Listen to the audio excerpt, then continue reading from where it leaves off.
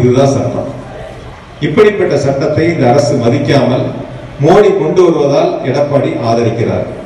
நம்முடைய உரிமை, நம்முடைய கலாச்சாரம், நம்முடைய பண்பாடு, நம்முடைய பாரம்பரியம்.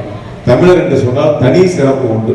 செல்லுமிடமெல்லாம் தமிழர் என்று சொன்னால் தனி சிறப்பு உண்டு. ஆனால் நம்முடைய கலாச்சாரம், பண்பாடு, பாரம்பரியத்தை அடகு வைத்து விட்டார் மோடியிடம் எடப்பாடி. ஏன்னா ஒரு முதுகெலும்புள்ள முதலமைச்சராக இருந்தால் மக்கள் விரோத சட்டமோ திட்டமோ மோடி கொண்டு வரும்போது எதிர்க்க முடியும். இவருக்கு முதுகெலும்பு இல்லை. நம்ம எல்லாம் சர்க்கஸ் போவோம், கொஞ்சம் குறைஞ்சிருக்கு சர்க்கஸ். சர்க்கஸ்ல குச்சி வச்சிருப்பாங்க, அந்த யானை, குரங்கு, நாய்க்குட்டியெல்லாம் இருக்கு.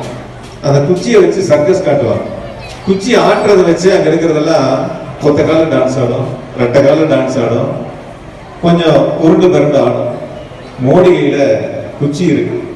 குச்சியோட அசைவுக்கு ஏற்ப எடப்பாடி ஒத்த காலையும் ஆடுறாரு, ரெட்டை காலையும் ஆடுறாரு, முட்டியும் போடுறாரு, தவழ்ந்தும் போறாரு, ஊருக்கும் போறாரு. சரி, அவரு எப்படி வேணாலும் நடந்து போட்டும், தவழ்ந்து போட்டு, ஊர்ந்து போட்டும், அது அவருடைய தனிப்பட்ட விஷயம். ஆனா நம்ம உரிமை ஏன் கொண்டு போய் அடமானம் வைக்கணும்? நம்ம கலாச்சாரத்தை, பண்பாடுகளை, பாரம்பரியங்களை ஏன் மத்திய அரசு விட்டு தர வேண்டும்? இவர் வழக்கில் இருந்து பாதுகாத்துக் கொள்ள, இவர் கொள்ளையடிப்பதற்கு இவர் மோடி சொல்வதை ஏன் கேட்க வேண்டும்? ஆக இந்தியாவில் எத்தனை முதலமைச்சர்கள் இருந்தாலும் அவங்க எல்லாம் மோடியை பார்த்து எதிர்க்கிறதுக்கு பயப்படுறாங்க. ஆனா ஒரு எதிர்கட்சி தலைவராக இருந்து மாற்றுக் கட்சிகளில் இருந்து திராவிட முன்னேற்ற கழகத்தில் தங்களை இணைத்துக் கொள்கிறார்கள். ஒரு சின்ன காமெடி, எங்க ஊர்ல இந்த பாமாயில் வந்து காசு கொடுத்து ஒரு 10 பேர் கூட்டு போனாரு. 7 பேர் எங்களை தேடி வந்து கட்சியில் சேர்த்திட்டா. ஒரு 3 பேர் தான் ஒரு சொன்ன மாதிரி மது வாங்கி கொடுத்து வீட்டுக்குள்ள கூட்டி வச்சுட்டு இருக்காங்க. அவங்களும் வந்துருவாங்க கண்டிப்பா. இப்ப வந்து ராயனூர் பகுதி மற்ற பகுதியில் இருந்து ஒரு 10 பேர் கட்சியில் இணைந்தாங்க. வேலுசாமி, தென்னரசு,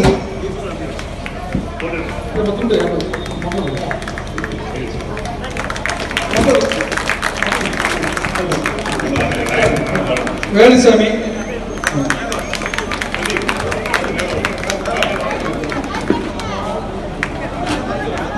விஜய்,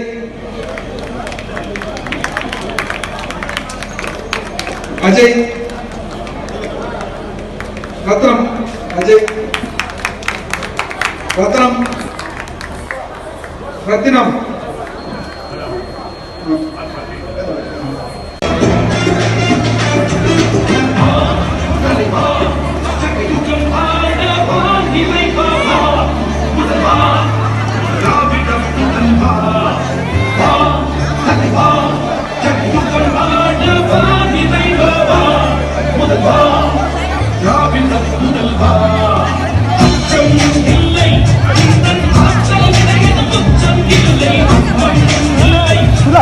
这